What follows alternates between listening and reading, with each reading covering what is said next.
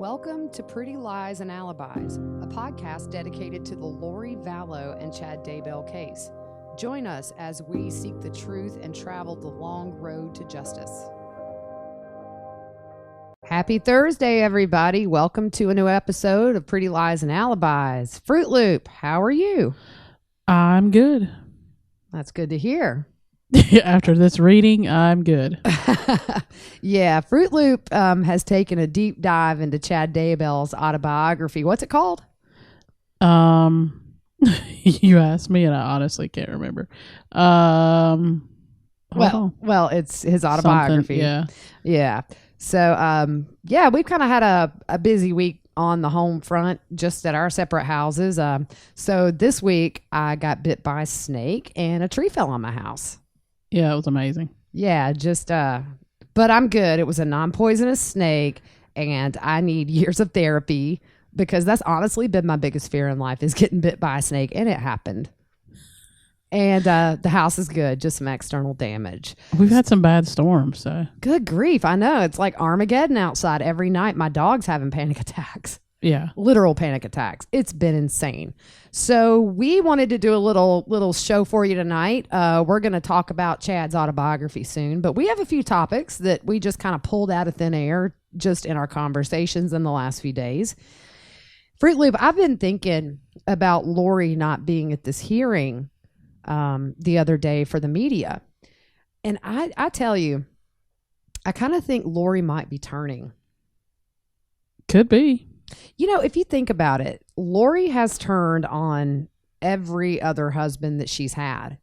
I don't know why Chad would be any different at some point. Yeah, I don't know either. Yeah. It seems like anybody who crosses her. Oh, definitely. Especially men. You know, when she's done with a man, the last two husbands ended up dead. And so I don't know. I just kind of thought maybe since there was sort of the question of whether she was showing some emotion at that previous hearing that Colby was in on.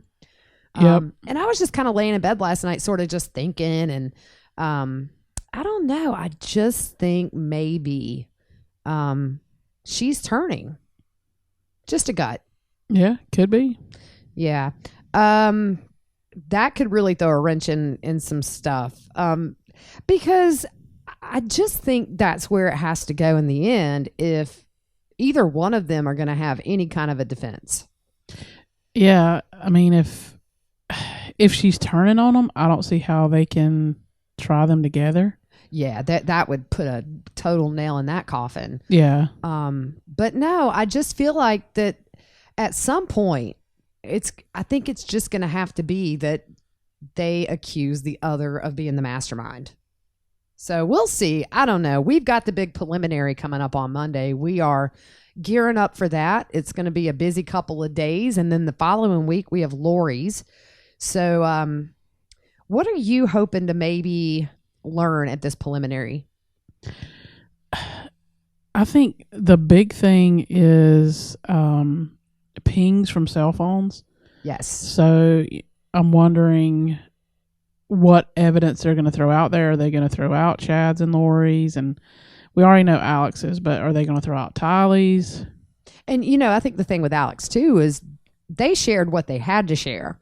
There could be more in those pings in those few days that they haven't revealed yet. True.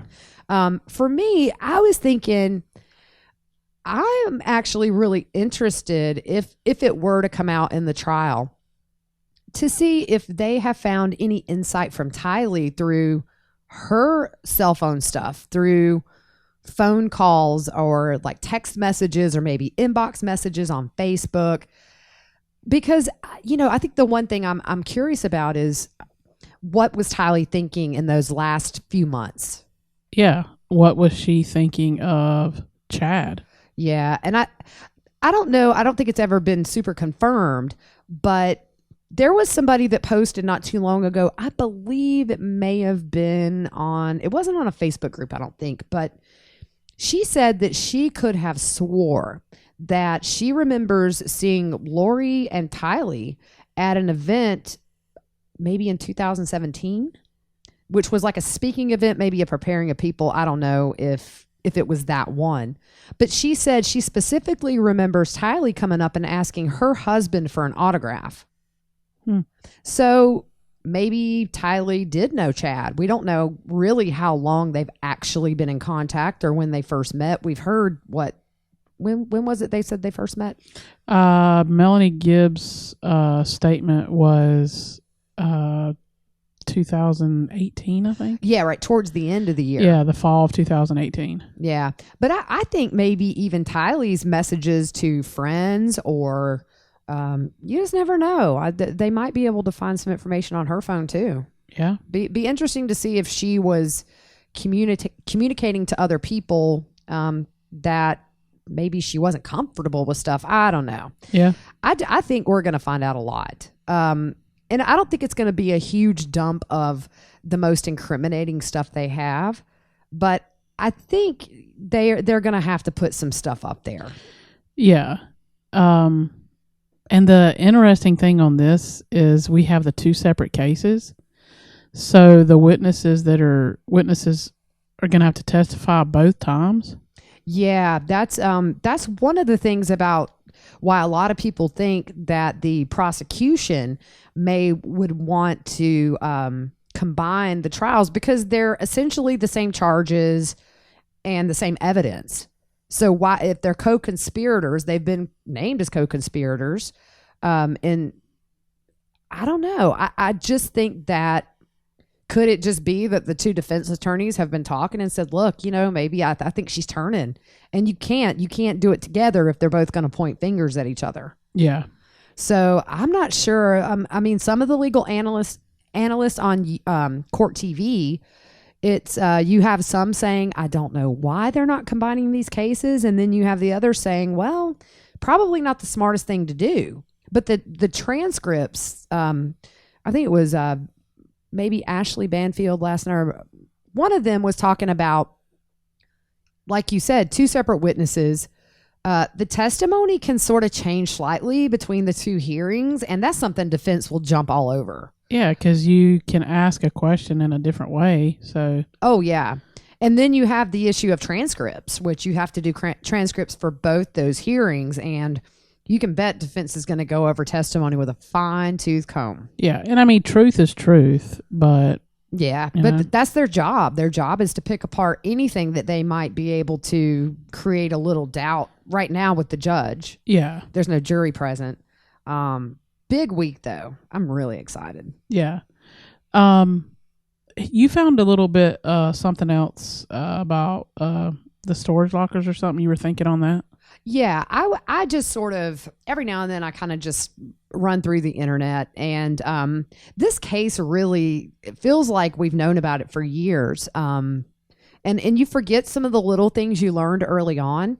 And the one thing that sort of hit me, a picture of the storage locker came up, was how that was just such a minimal amount of stuff to be moving 2 kids from Arizona to a freezing cold environment. Yeah, and the stuff in the locker was for winter. Yeah. Now, they may have taken stuff, but I mean, the townhomes were pretty empty when they went in. Yeah. Isn't that right? I mean, there wasn't much there at all. Yeah. And I know in July when they were in Arizona going through when Charles was shot, those rooms, I mean, it had suitcases in them. Yeah. So there wasn't a lot of stuff. Yeah. I mean, the last 2 places that we've seen pictures of on the inside, it was almost like they just weren't going to stay very long. Yeah. So why even bother unpacking? But it did. It sort of hit me. Seeing that picture of the kids, I think they had maybe made like a picture blanket or something with pictures of the Tylee and JJ over the years. Yeah. And I just thought, man, it's just hard to see that and to see bikes in there and think, but there was no volume of stuff. No. I just kind of wonder what was that last few weeks like? I mean, Tylee was there a week before she died. And you look at, we've both lived in our houses a long time, and the stuff that's there. Oh gosh, it's a lot of stuff. I probably have Jimmy Hoffa in my back closet. Yeah. I mean, you could probably find him back there. Yeah. So it's really weird. Yeah. But they did move around a lot. So They did. I mean, if you remember, that was one thing that Colby said in an interview when she came by and told him that they were moving. She wouldn't tell him where. But he said, look, just give the kids a home base. Give them somewhere to plant. Yeah. To just be. And grow roots. Yeah. I mean, gosh, it's so hard for kids to get comfortable. And especially with an autistic kid, routine is crucial for kind of a consistent behavior. And had to have been hard on JJ, I think. Yeah. All of this. So one funny thing, Fruit Loop, that I was watching, I watch court TV every night when I'm laying in bed trying to go to sleep. And the last few nights they've been showing clips of Chad in court for this hearing with his lawyer. And every night when they're just showing that picture on court TV and I'm laying there watching, I sit up and think that my internet's out. I think maybe my TV's buffering because they are like statues. Yeah. Your screen is froze. Yeah, you know how I knew it wasn't buffering? At one point, one of Chad's nostrils flared. And I was like, wait, I'm not buffering. They're just sitting there like statues. It's just so weird. Yeah. They have the matching ties, too. Everybody's been talking about that. The hearing before this last one, they both had on blue ties. Yep. Now they have on red ties. Yep. I wonder what this week will be. I don't know. We'll see. Let's everybody send out what is that? Tweet it. Yeah. What yeah. color We'll do a poll. Yeah. What color is the tie going to be? So we were talking, I think maybe on the last podcast, or the one before that, about how we came to know about this case, and I'd heard about it and talked to you about it. And so in the very early days before we started this podcast, we just had each other to talk to. And so we went through a lot of theories about what we thought would happen. And so we've had so much news since then. In the beginning of this case, Fruit Loop, when you first started reading about it and learning about it, what was your first theory about the kids? Did you think that they were okay, or did you? Yeah, initially I thought that they were just in hiding, that she was, kind of being just vindictive towards Kay, and just kind of hiding them from her so she couldn't, see JJ. Yeah. I truly thought that death would have been a finality, and maybe that was her intention of holding that over Kay's head and not ever telling where they were buried. Yeah. But I originally did think that they were still alive and prayed that they were still alive. Yeah. We both have sort of went back and forth, and I think sometimes on random, every other day we would change our mind. Initially, I did not have high hopes. So in the beginning, you and I disagreed on the status of the kids. Yep. And it wasn't until I saw that video of Lori and Tylee in the Gilbert police station when Lori was trying to get Charles in trouble, and Tylee would do that hand motion to calm her mom down, and there were no words needed. Yeah. Lori knew what it meant. Tylee knew what she had to do. And I thought, man, maybe there's no way with how they flow that she would ever hurt her. And so then I went through a phase where I thought, and you brought it up to me. Yeah. If you remember, you said, yeah, but think about this. Look at them in this video. And so I thought, yeah, I think maybe they're just hidden with somebody. Yeah, because Tylee was almost being the parent. Oh, yeah, yeah. It's funny how these trials go. If you follow trials on a regular basis and there's not a lot of answers, this is kind of part of trial watching where you sort of try to figure out on your own what might have happened. And but I think with this case, this is probably the first case I've ever followed where, you think you have a good idea of what's going on, but I kind of have a feeling we're going to find out we don't know the half of it. Yeah, this story has changed like every day forever. Oh, yeah. It's just been amazing. So I'm really excited to learn a little more next week. I think even if we get a little bit more information, it'll maybe answer a lot of questions for us. Yeah, and we discussed Judge Edens, what that means and what he has to look at. Right. And it's kind of the same concept, just like eventually they don't want jurors to be influenced. And that was the argument behind not streaming this by Prosecutor Wood. Yep. I think you have to understand too, people that maybe think we're just not going to learn anything new. I think it's important to remember that Judge Edens has to rely on the facts as well. He can't bring in anything he's heard outside of that courtroom. Yep. And so I think we will get some new information. It may not be everything, but I think it'll definitely give us all something to sort of chew on, and then we'll have a whole other set of theories once we get new facts. That's just it's a cycle. And Wood has to throw enough to make it stick. Mm-hmm. I mean, you don't want to risk not sharing enough information and the judge saying, right, I don't think there's enough here. So he's got to throw enough to make it stick. Definitely. I'm curious to see if maybe there's some information or some kind of statements that would indicate they're closer to some more serious charges. If not for the kids, maybe for Tammy or Charles. I think if they're going to drive the point home, they may have to bring in some evidence from something else. Even with the kids, they may not want to tell everything right now, but yeah, I just feel like we'll get some more information because Edens just has to go on what he's being told in that courtroom. Yep. And I don't know that we'll hear much from the defense because they're not the ones right now with the burden of proof. Exactly. They don't have to prove anything right now. The state's got to prove they've got enough to take this to trial. So, the last little thing I want to talk about is we know right now this week they have sent subpoenas to 3 FBI agents and a forensic state witness who apparently must have been present with the autopsy or something. I looked her up online. She's definitely in the DNA field. So Okay. it'll be interesting to see what they're bringing. I didn't know that there were 20 FBI agents. Yeah, there were a lot out there, if you remember on the videos. Yeah, I just kind of thought maybe it was more Rexburg. Yeah. But I read this week it was 20 or more FBI agents on that property. That's a lot. When they found the kids. Yeah, that's a lot. So they're bringing in 3 of those guys and the forensic state witness. So, yeah, we're going to be on top of it for you. I'm going to put a poll up on Twitter later tonight and on Facebook. Let us know if you want me to start a new Twitter account. We talked about this on the last podcast, but it's kind of time to decide now. I need to get that Twitter account set up. We're going to ask you if for the live tweeting of the preliminary. Does that bother you? Does it bother you that your feed, if you follow us, may be full of my tweets? Because they will be full of my tweets. Or would you rather a second Twitter account that's separate from our main one? So look for that poll later tonight on Twitter. Yep. And that's for people who maybe can't watch, but they can get those tweets. Yeah.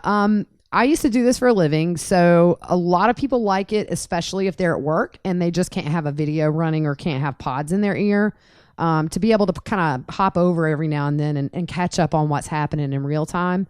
So, and it helps me too. So for when we do podcasts about the hearings next week, I can kind of go back through that Twitter feed instead of watching the entire what's probably going to be a hours long thing.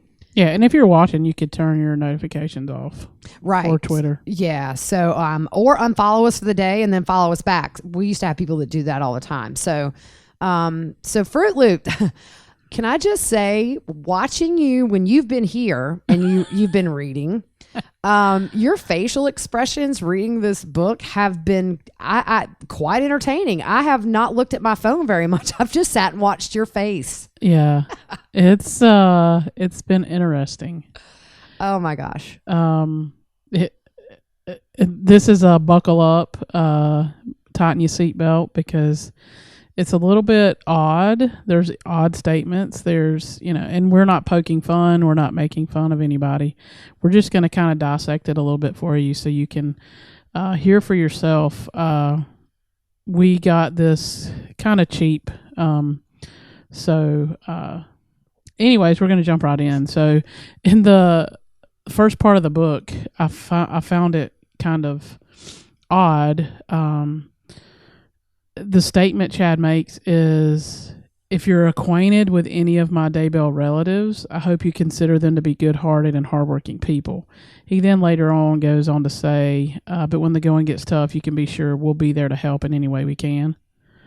So it's been very weird reading this book, knowing what I know now. Yeah. it's statements he makes. I wonder why he said that about his family. Do you think it's sort of a don't judge my family based on my book here? Yeah, I don't know. That's really weird. I mean, I don't know. Just some little facts. Like when Chad was in 4th grade, he wrote a short novel.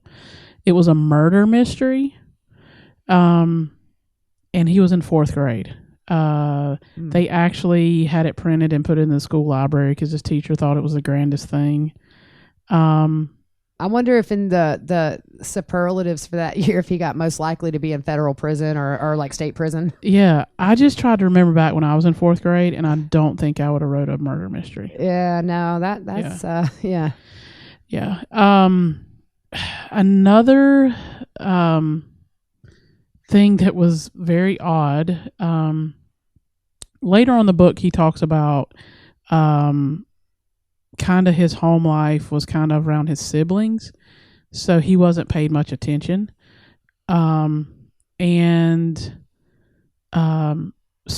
when he was in 8th grade, they went hunting. Him and his dad and his brothers went hunting, and his brother Matt got up ahead of them a little bit, and they were hunting pheasants, I think is what it was. And so Matt scared a pheasant out. Well, Chad took his gun and went to shoot, not realizing that Matt was in front of his gun. Oh. So he fired, and his dad yelled no to stop. And the gun misfired. What? So he would have hit him. It would have shot him in the head. It would have killed his brother probably. Oh, wow.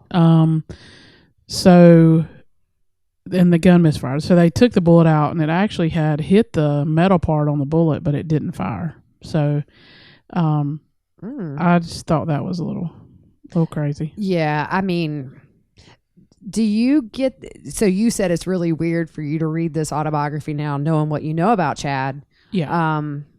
Are you seeing a theme in here? Are you seeing just a really disturbed person? Yeah, I think the thing that I get is he didn't get a lot of attention. Yeah. So he always longed for that attention. Mm-hmm. So when he would do something good and he got praised for it, that was really big. And later on he talks about, and we'll talk about it in a minute, he kind of talks about talking to a lot of dead people. And I just couldn't help when I read that part.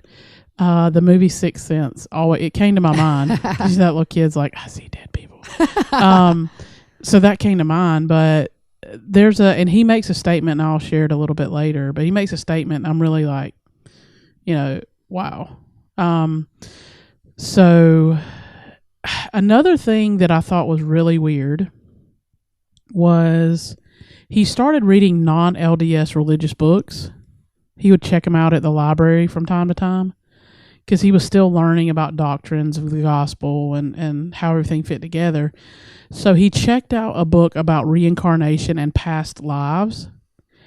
And he says, I can remember the dark feelings the book generated in me. I knew the spirit was telling me this is false. How now? Do you know about how old he is when he read this?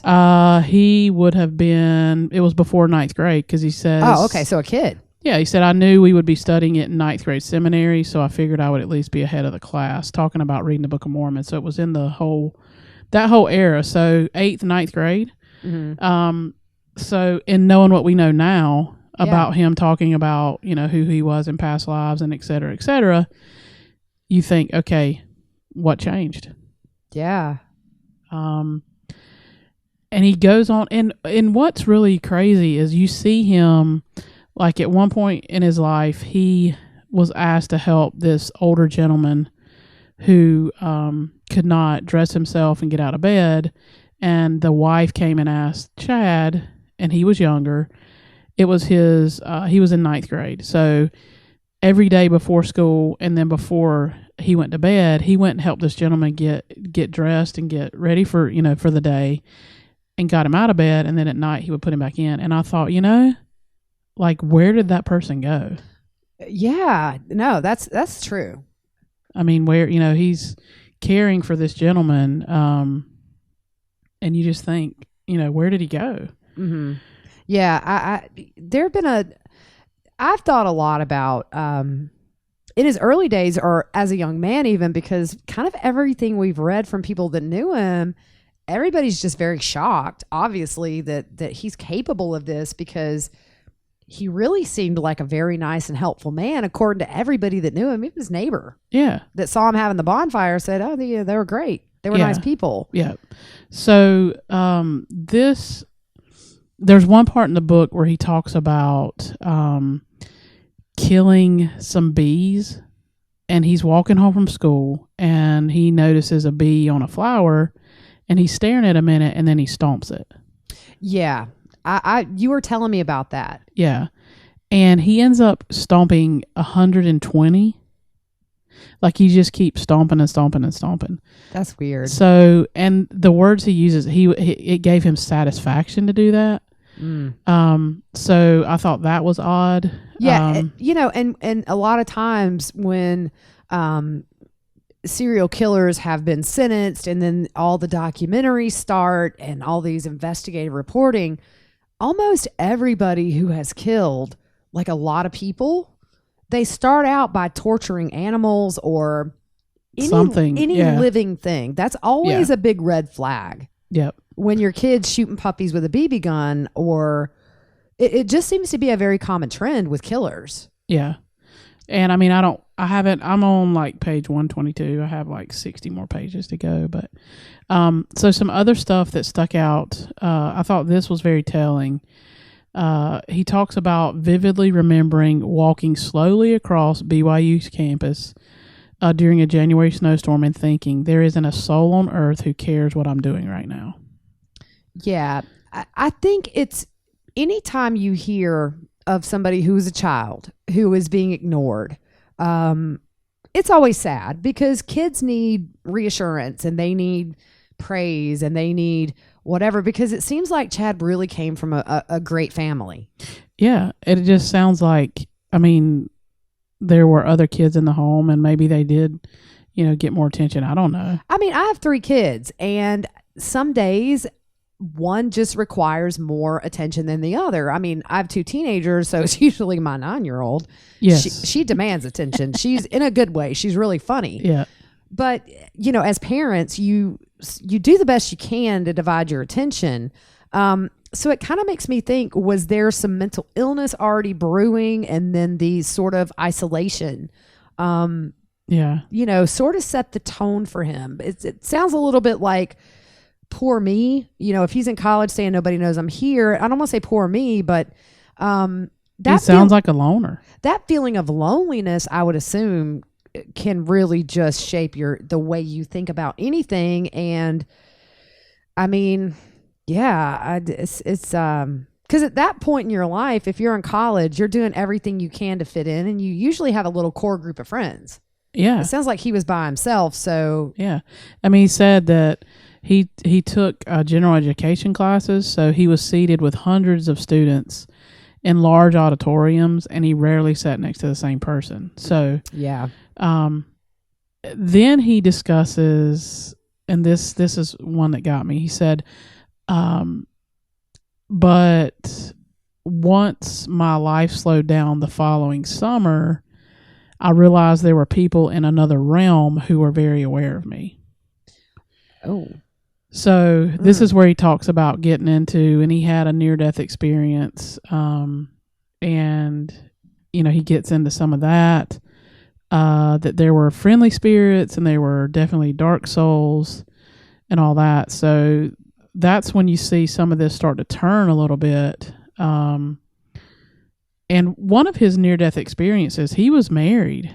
And I think Garth was a year old maybe, and Tammy kept Garth back at the hotel to swim in the pool, and they all went to the beach or something, and he got out on some rocks and ended up almost dying because a wave crashed in, and that was one of his other near-death experiences. So there were other things in here where he would have like panic attacks and crying. And I mean, he was in college with some of these, and he would have a panic attack in class, and the professor would let him take his homework home, just sobbing. Yeah. And then you get a little bit into, he dated a nice girl a few times that he had met, but they really didn't click. And she told him, sorry, but you need to get out and see the world. There's more to life than Utah Valley. So you kind of, for me, I kind of see this lonely guy who hasn't dated much, and he kind of doesn't socialize much. Well, yeah, and I think if you're a kid and you're killing 100 bees at a time and you feel satisfied, you probably have some social issues.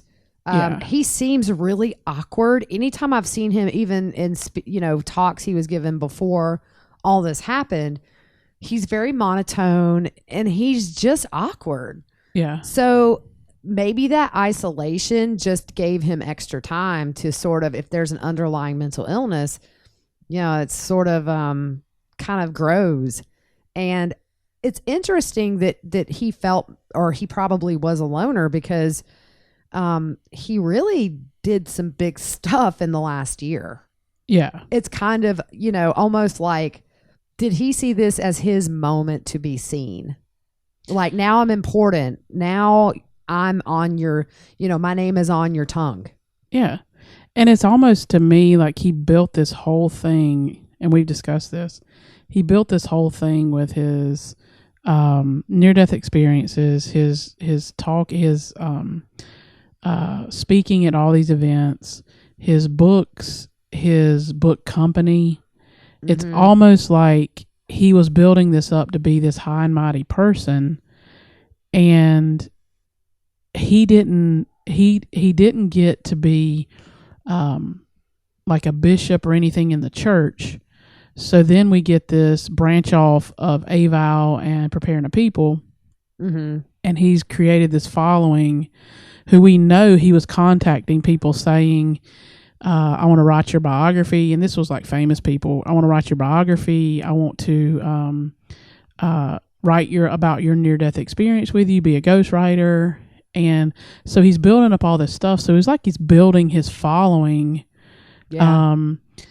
And he's at the top, where when we see all these stories from his autobiography, he was at the bottom. He was like the low man on the totem pole. Yeah. Yeah, that makes sense. Yeah. He didn't share about his visions and all until he was on his mission in New Jersey. And this one gentleman he shared with, the gentleman had, I guess, seen visions as well. And Chad told him that he couldn't talk about that in his church in Utah because they wouldn't allow it. So this gentleman kind of tells him, this is the whole foundation of the church, all this stuff. So I don't know if this was a key turning point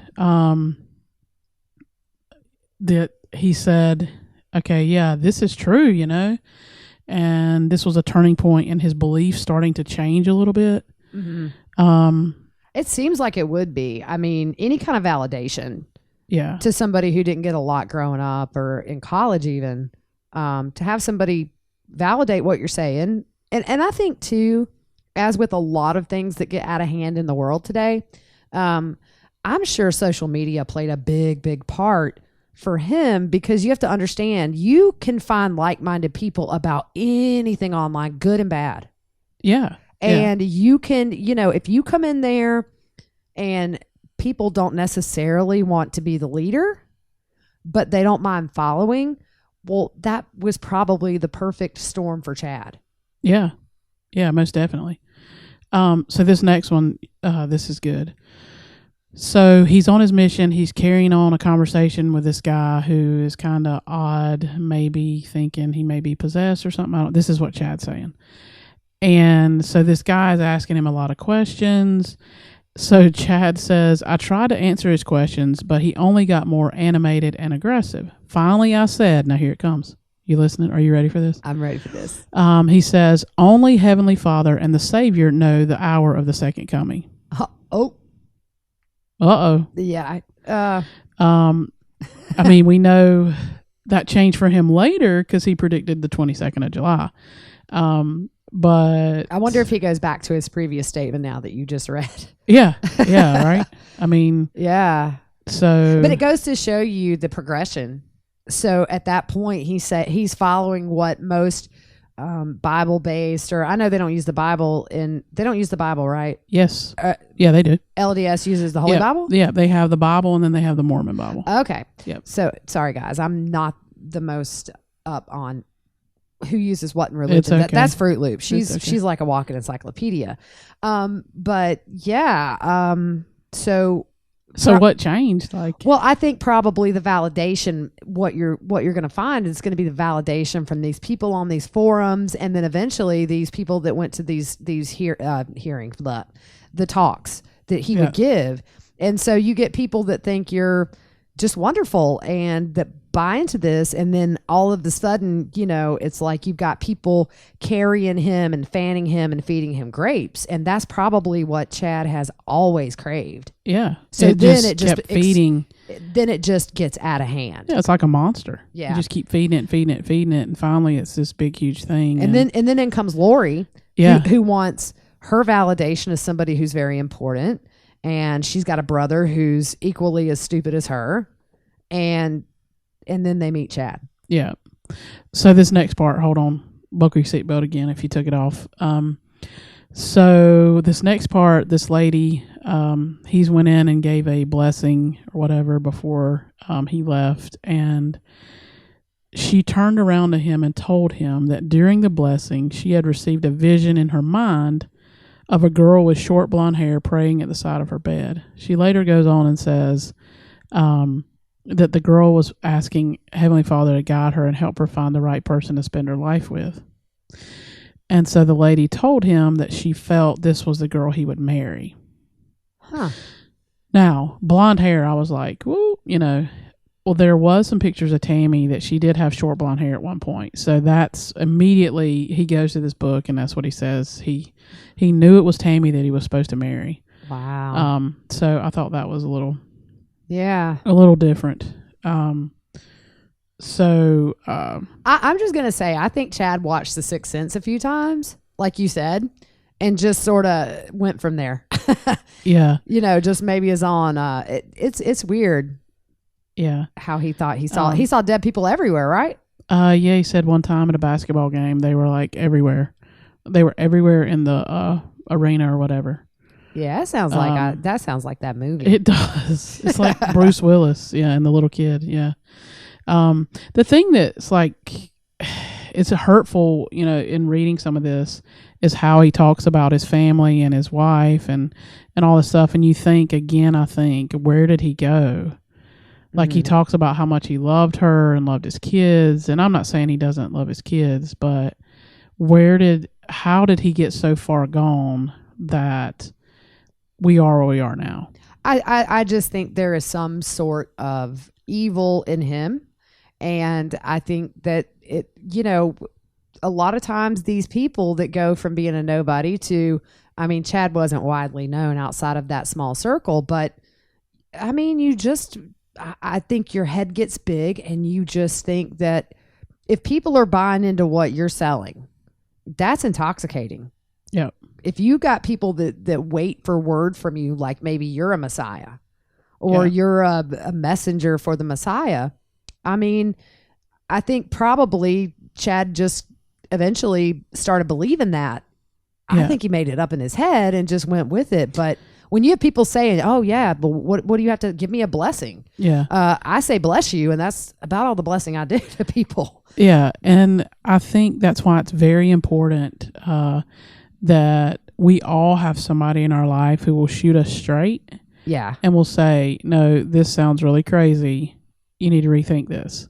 But you need somebody that's honest with you. Right. So I guess if I meet a guy and he tells me that I'm the niece of Jesus and I tell you that, you're going to call me on it, right?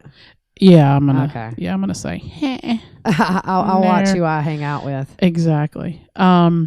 So in just another little things that when he's corrected about something, because he thought he wanted to, be a seminary teacher, and he was in that training program. And one of the teachers, when he was like kind of like doing his student teaching, kind of sort of, corrected him on some stuff. He said, I felt the students' respect for me slip away, and my self-esteem dropped through the floor.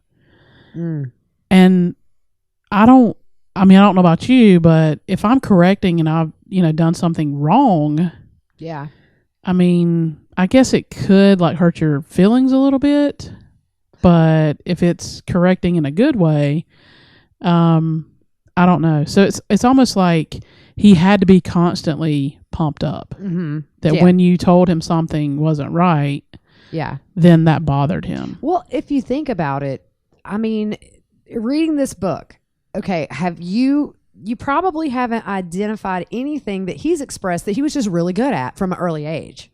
He was good at digging graves. Yeah, I think like the only thing at the beginning, he was in Little League. He was like a great hitter in Little League. Yeah, but obviously he didn't keep playing that all through high school and college. So this is somebody who probably has never excelled at anything. And so when you find something that with the religion that he made up or whatever, and then you have somebody criticizing that, well, I guess if you're not used to hearing that criticism because all of the people that follow you are just praise, it was probably a little reality check that he didn't want to hear. Yeah. Because I'll tell you with my kids, sometimes when I have to correct them, they don't like to hear it, even though they know I'm right. Yeah.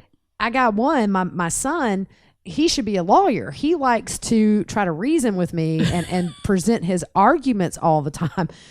But there are times where, like with him, all three of my kids, if I'm trying to say you're wrong about this, it can crush them. Sometimes my kids are very tenderhearted, but I think a lot of times it's just that reality check that you don't know everything. Yeah. Yep. And you've got to be held accountable. You do. It seems like Chad probably just stayed in the background as a kid, so he wasn't a problem, maybe, and he wasn't the family comedian.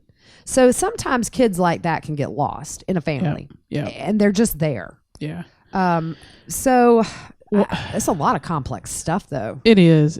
And when you read it, like the whole time I'm reading it, I'm like, yeah, Oh man, your eyes have crossed. You've rolled your eyes, and I'm like, you're over there like working on something. I'm like, wait, you got to hear this. Oh yeah, yeah. But I go in there to get a cup of coffee. Your mouth's wide open. So.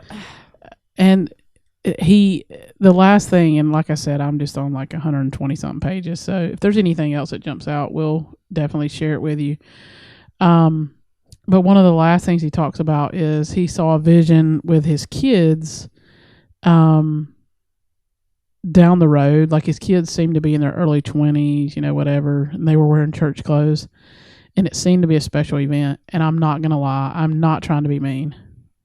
I love everybody, but I immediately went to, is that his court hearing? Like that's where I went with that. When I read it, I was like, oh, he saw a vision. That's funny. And is it his court hearing? Yeah. But it was definitely eye-opening, and I'm sure probably haunting. Yeah, it's kind of weird in spots, knowing what we know now. Yeah. I think over the years, once this trial's tucked away and we start getting the really in-depth studies on them, I'm curious, and I don't know that we'll, maybe if it's used as a defense in the trial as far as mental illness goes, but I would be curious to know maybe I think it's a combination of things. He's a sick man. But what exactly, is it sort of a schizophrenic thing? Is it, I think at the root of it, there's evil, and then everything else around it just got amplified by the evil. Yeah. But there's got to be some complex mental issues, not only with him, but obviously with Lori. But I'm curious to see what professionals think in the end. What in the world? Yeah. I don't know. We'll see. Obviously I don't think he's been diagnosed with anything, but some of that's a little weird. Mm-hmm. I wanted to give a shout out to Cindy, who corrected us on a word and I've said this word like this my whole life. And y'all, we're from the South, so we get a ton of pronunciations wrong. Oh, and, you know, we call things like hose pipe.